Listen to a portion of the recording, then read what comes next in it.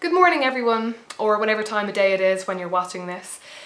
I think I'm going to have a bit of a ramble today. I have a few things in mind that I want to talk about, but I'm not sure if each separate subject really warrants a video, and I just didn't feel like sitting down and writing out what I was going to talk about today. I kind of just felt like going with the flow. So I'll just see if I kind of fit in all the various subjects that I wanted to touch on. So I've been thinking a little bit about the importance of spirituality recently. Sorry if you can hear screaming children in the background. They're on holiday from school at the moment, so every day they're sort of out there in the garden making noise. So sorry if that's kind of interfering.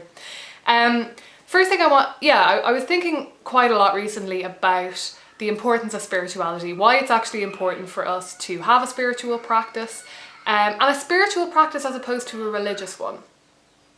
That's a whole other subject that I could talk about, religion versus spirituality, and I don't think I'll get into that too much right now. But essentially spirituality is the personal, whereas religion tends to be more about community and the social aspects. And I find that, personally I think anyway, that religion tends to be more focused on, say, group ritual, community, and also about ethics and morals and how you should behave within a community, how you should treat your fellow humans and things like that. Whereas spirituality is much more about the self. It is intensely personal. It is your own personal experience of the divine, essentially. And I think that anybody who is part of a religion should definitely have spirituality as part of their practice as well. I think religion devoid of spirituality is just hollow. You're just going through the motions. Whereas if you don't have that spiritual connection, you know, you're not really connecting to the divine on your own terms, which I think is really important. Now, of course, I would sort of consider myself to be religious, but only in the sense that I have what is a form of religious practice, but I'm definitely not part of a set religion. I have made my own spiritual practice. I've created my own spiritual practice. So I tend to not use the word religion because it confuses people. In Ireland, if you say I'm religious, people just assume that you're a Roman Catholic.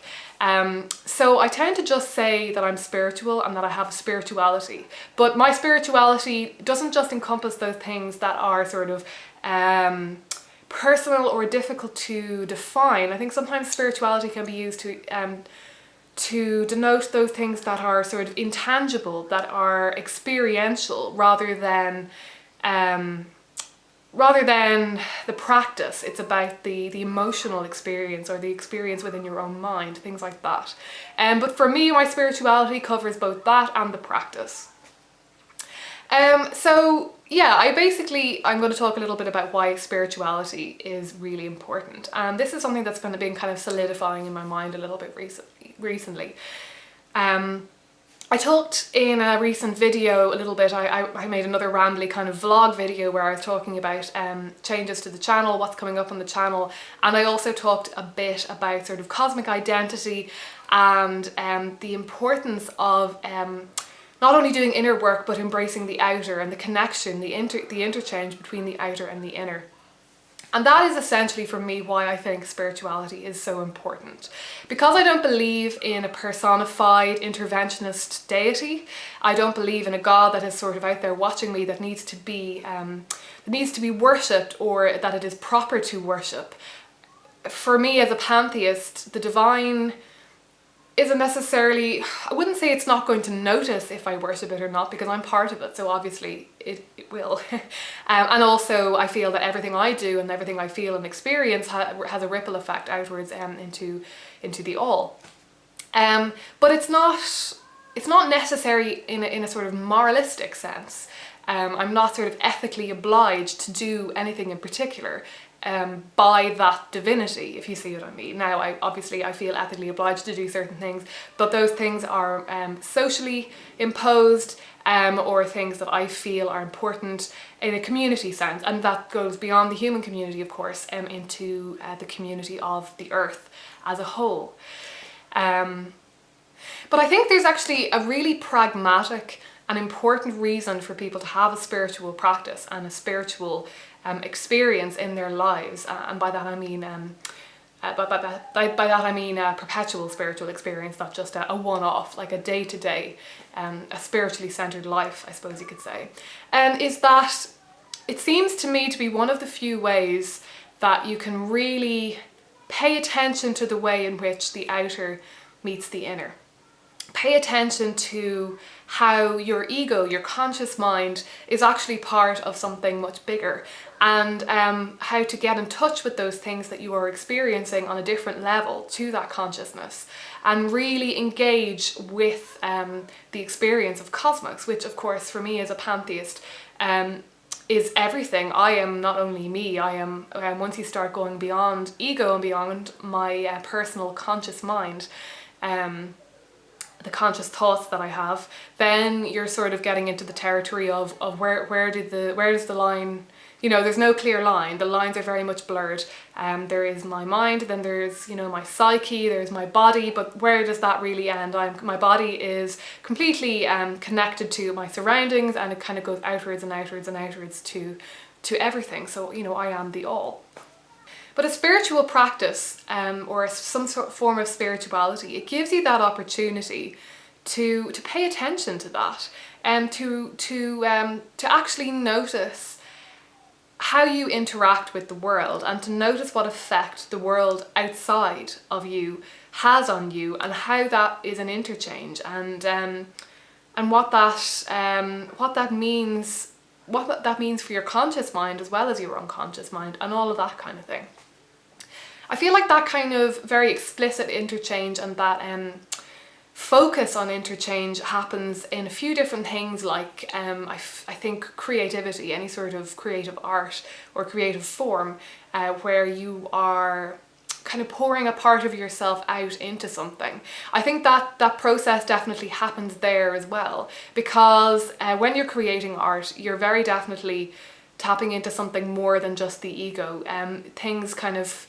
Things kind of bubble up, and you're drawing on a huge wealth of stuff that is there in your psyche, and that you experience through your body, and all that kind of thing. You are kind of getting in touch with your heart story when you create art. And I suppose for me, in a way, spirituality is a sort of art. I feel as though, I mean, I am writing a lot at the moment, but I haven't done a lot of creative writing in a while, and I haven't really, you know, I haven't done a lot of art, I haven't done a lot of sort of purely creative or artistic stuff. And I feel that the reason for this is that that part of me is being satisfied largely by my spiritual practice, by doing ritual, by even meditating, by doing self-work, inner work, using tarot, all of that. It has the same sort of function. I'm expressing myself, and through doing that I'm expressing the all. I'm expressing the experience, my experience of cosmos, through spirituality. It is maybe the most pure form of cosmic expression. But of course, like I say, I feel that art is much the same thing when it comes to that. So why do I think that's important? Why do I think it's important for us not to just get stuck in our ego for our whole life? I feel like if I go into that too much here, I'm very much preaching to the choir, because nearly everybody who watches my videos, I think it's safe to say that most of you are pagan. If you're not pagan, most of you are religious or spiritual in some sense. I doubt there are very many people watching who aren't at all. So I think I'm probably preaching to the choir a bit if I go into that too much, into the whole idea of transcending ego. Now, I've talked about that kind of transcending ego before. I'll try to remember to link all these videos below, actually. I know I'm bad at that. It's because I record videos and then don't update them for a few days or even a week or something. Upload them, I mean. So I can kind of forget what I said in the video because I don't watch them back when I'm editing them. I just kind of throw them together. But I will try to remember to add links to those videos. that I'm talking about. So yeah, I did talk about the ego before, and my kind of problematic relationship with the idea of transcending the ego, releasing the ego and things like that. Obviously you can't release your ego, you need your ego. Your ego is what makes you sane, it is what makes you a person, it's what makes you feel like you, it's what gives you that sense of identity, it is your sense of identity. But I think it's important to remember that we go beyond that, that there is more to us than just ego. And I think there are all sorts of ethical reasons that you could give for that, that people behave better when they acknowledge how much they are connected to other people and other things, when they acknowledge that everything just isn't just ego-based. I think people definitely behave better. But I think when it comes down to it, it's purely just for your own happiness. At the end of the day, so much of what we do, even if we cloak it in this very this sort of philanthropic, generous, selfless kind of language or ideas, when it comes down to it, I think we all just want to be the happiest that we can be. And I recently read The Happiness Project by Gretchen Rubin, and she repeatedly states how being happy is the best thing you can do to make other people happy, and making other people happy then conversely is one of the best things you can do to make yourself happy. And it's this sort of cyclical thing. The happier you are, the happier everyone around you will be, because you behave better, and people just like being around happier people. It's just a fact of life. So I suppose it doesn't have to be a completely selfish thing if you say to yourself, I want to be happier. But I think if you're feeling that it's not a good enough reason to do anything, being happy isn't, yourself being happy isn't a good enough reason to do something, I think if you're thinking that, then there's something wrong. I think you need to address that and think about why that is, and have a look at how you feel about yourself, and consider that you might have a very sort of negative self-image, that you don't have any self-worth, and that you need to consider that yes, you are absolutely entitled to follow your own bliss, and to look for happiness in every way that you can. It's a very pure goal, and I don't see anything. Yeah, it's selfish, but I tend not to see the word selfish as being a negative thing. So yeah, I suppose when it all boils down to it, it's all about happiness for me, being spiritual, and acknowledging that connection between the outer and the inner. It is all about just being the happiest that I can be, and at the end of the day, that's all that we can hope for out of life. Being fulfilled, being happy, anything that you kind of want from life, at the end of the day, it's because you want to feel happy. I'm not exactly sure what it is that drives us towards that so much. I suppose it's an evolutionary thing, that we want to be comfortable, but also there's more to it than that. It's this need to express ourselves, and to, we're not going to be happy just because we are physically comfortable. We also have this need to connect to others, to connect to the wider world, to express ourselves, and things like that, and to I think to answer questions as well. I think the human mind is very curious, and this is another reason why spirituality is so important, and this obviously feeds into happiness as well. But the human mind is extremely curious, and we like to tell stories. We like to tell stories to explain things to ourselves. That is kind of how the human mind works, and I've been talking about that in the ebook the 2 ebooks that I've been writing. I'm writing a longer one and a shorter one, in the hopes that the shorter one will be finished soon enough. So I've been writing about that quite a lot, and it's a really important part of humans that we tell stories, that we understand things through stories, and we just want to feel like we have a grip on something, and even if we can't get a grasp on it, even if we have to just submit to the mystery of it, there's something really powerful and really sacred about that too. The fact that we went far enough to think about it and feel the awe and feel the mystery of it, and that's very powerful too, and that can give a great sense of happiness and satisfaction in life as well. I think it's because we feel like we're engaging as much as we possibly can with our human experience, and our lives are so short. It's all we can do, really, isn't it? Is to engage as much as we can and get as much out of life as we possibly can. The relationship between the outer world and our inner world is something that I'm going to be talking more about on the newsletter. I'll link that below as well if you want to sign up, if you haven't signed up already. So I won't go into that too much here, because I'm kind of writing about it in various places at the moment, and I feel like I'm just going to be regurgitating the same material over and over. But yeah, I've been writing a lot recently and thinking a lot recently about the importance of acknowledging our bodily experience of the world and how that feeds into the psyche. You know, how our psyche is not created in a void. It's not this separate thing. It's not in this separate realm. It doesn't, obviously, if you buy into the idea of the collective unconscious, then there are parts of it maybe that came ready-made. But that's being fed into your entire life. It's being fed into by your experiences. And it's important to remember that it's not just the experiences that you're aware of or that you're conscious of. There is a huge range of experiences that people don't like pay attention to. And I said this in that video that I mentioned about cosmic identity. Just experiences of being a human. Experiences of, you know, light, sun, food, air, exercise, sleep, you know, the earth moving around the sun, the change of the seasons, all that kind of stuff. And I think one of the reasons why earth-based spirituality appeals to people so much is because it allows us to really tap into that bodily experience. It allows us to pay attention to those things that we usually, or that often we ignore, that we become distanced from. And I suppose the simple reason for this is just that we evolved in a situation where we paid an awful lot more attention to these things. And I guess it's just the default setting for our minds is to be more plugged into that, is to have to be more plugged into that. We would have been outside, we would have been hunting and gathering, we would have had to pay attention to the seasons and the weather and things like that. It would have been, you know, so important. And I suppose particularly when we migrated north into Europe, where the winters are, you know, are obviously cold and the days are short, as opposed to the long summer days. Whereas near the equator, obviously, the seasons are a lot less noticeable.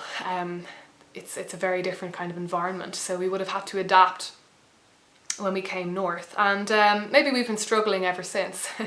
To really feel attuned to nature and feel attuned to, yeah, but basically it boils down to just people don't seem to be at their happiest if they are always surrounded by human-made things, if they're always surrounded by an environment that is very controlled by humans, and if they don't allow themselves to experience those parts of nature that we don't control, that control us.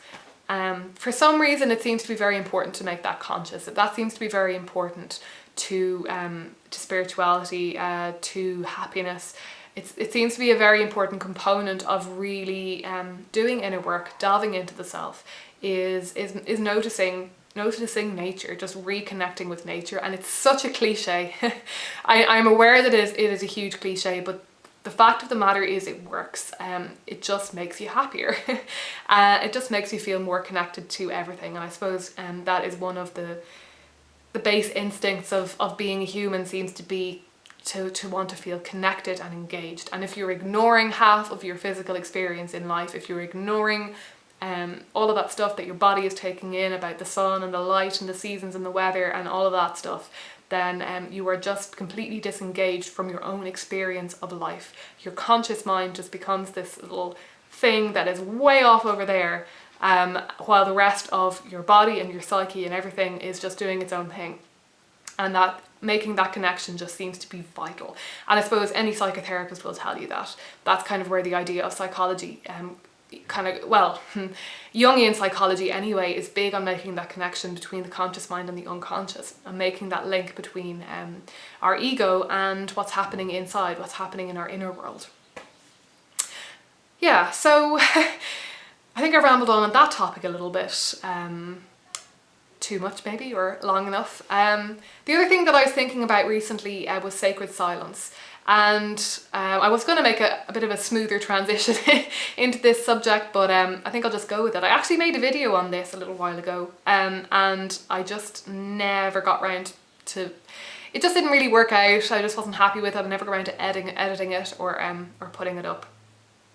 But this does kind of feed into what I'm talking about here as well, because essentially sacred silence is something that has become hugely important to me recently as well. And I think it's something to do with letting go of the ego and the conscious mind, and trying to make a very pure connection with the body and the unconscious and the wordless, languageless parts of ourselves that have nothing to do with all the garbled, you know, phrases and words and all the monkey mind that goes on all the time. I think silence is a really important way to start making that connection between the inner and the outer, to start making the connection between your conscious mind and your unconscious mind, and to start, you know, shoving yourself back into your physical reality. Because when you're silent, you kind of have to, you can be silent and you can look within, but I feel as though being silent actually also clicks you back into what's going on outside of you for some reason. Because the monkey mind actually holds you within your own mind an awful lot more than being silent ever can. I feel a lot of people talk about meditation as something that it sounds as if they're just going within and they're completely focusing within, and that's definitely a way that you can do it, and some meditations they will feel like that you're just going within, you're completely ignoring everything that's outside of you. But I find that when I meditate, and when I meditate well, when my meditation practice is going well, there's kind of a balance. I'm going within to my body, I'm noticing my breath and things like that. I'm paying attention to my kind of physical being rather than, you know, the monkey mind. But that inevitably starts to loosen, and I start to feel more connected to what's going on around me. To the sounds outside, the sounds in the house that I'm in and everything. And it's not disruptive, it's just kind of a part of the bodily experience. It all starts to kind of meld. It starts to kind of coagulate. You start to sort of get this blending of where's my body and where's the rest of the world, like I said before. And silence is just so important to achieving that. Obviously there are a lot of most meditation practices you will be maybe saying a mantra or counting the breaths or stuff like that. It's generally considered that when you're starting meditation that it's quite difficult to just be silent and to just drop all thoughts, because your mind will just, the chatter will just pick up again if you're not focusing on something, if you're not focusing it on something, if you're not distracting it with counting or with a mantra or something. But so my main meditation, I do count my breaths, but I like to do meditation once a day as well. It's a very sacred practice for me. It's part of my daily routine, which I am going to talk about again. I'm going to talk about my daily practice again, I promise. Maybe not in this video because it's getting quite long. It's a sacred practice for me. The meditation is as well, but this one is more overtly so. I do it at night, I light candles, and it's a form of prayer. And I find that the most potent form of prayer for me is just being silent and listening. And I listen to the silence in myself, and I listen to the silence around me. Obviously I'm listening to all the sounds that are around me, and I'm feeling as more connected to those sounds. I'm feeling how they're affecting me, you know? Because everything that you hear, all the sounds, all your experiences, all your five senses, everything that you are sensing, it's all a part of you, it's going in, it's in your mind, it's affecting you, it's literally physically changing your body. So I noticed that, and then I focus in on the silence and stillness at the core of all that, because that to me, in a way, you could say that to me is the divine. That silence and stillness out of which everything comes. And that is what connects us for me. The sacred silence is the web. It is the connection between everything.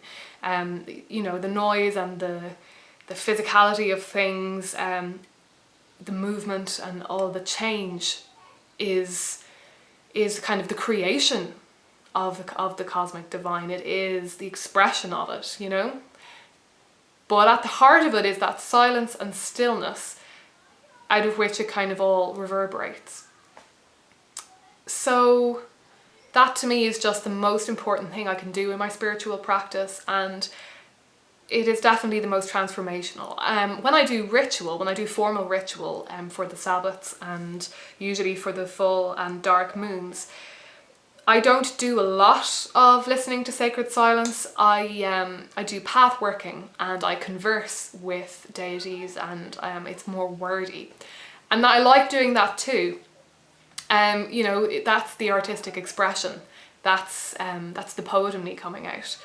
But I think it's important to have a silent observance as well. Because if we stick with words all the time, if we keep everything very wordy, we're not really moving away from the conscious mind completely at all. With any luck, we're drawing on the unconscious, we're drawing on the whole of our psyche. But the fact of the matter is we're staying very much in that kind of conscious mind ego. And obviously if we're doing things like path working and active imagination and stuff like that, that's all coming up. That's the imagination. That is hopefully, well, it's reflecting all that stuff that's in your unconscious. All sorts of stuff can come up. But I feel like the purest form of really connecting to that feeling of connection and connecting to the unconscious is through sacred silence. So that has become hugely important to me as well. And that's been over the last couple of months. To the point where I feel like it's my main practice. I have still been doing ritual, I would say, as much as I had before, but my focus has kind of shifted. I've taken up a meditation practice again in a really serious way.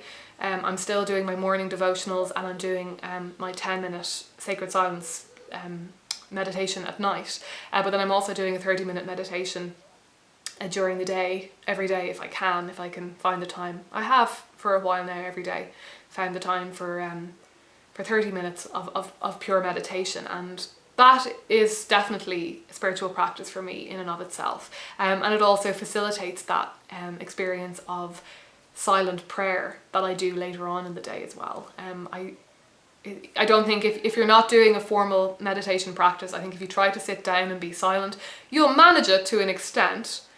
If you just try and focus on that silent part of your mind, just try to let everything go, you will manage it, and that is a form of meditation, but it'll be a lot easier if you're doing other formal meditation as well. Okay, I'm going to wrap it up there because this is getting really long, and there are so many things that I could pick up on again and talk about again. I'm going to talk about meditation more. I might talk about sacred silence again because it's hugely important for me right now, but I'm going to leave it there for the moment, guys. Yeah, let me know what you think. Let me know why spirituality is important to you. Let me know if silence is a part of your practice at all. Yeah, and as always, leave questions and comments if you have any. And take care, guys. I hope you're all doing really well, and I will talk to you again soon.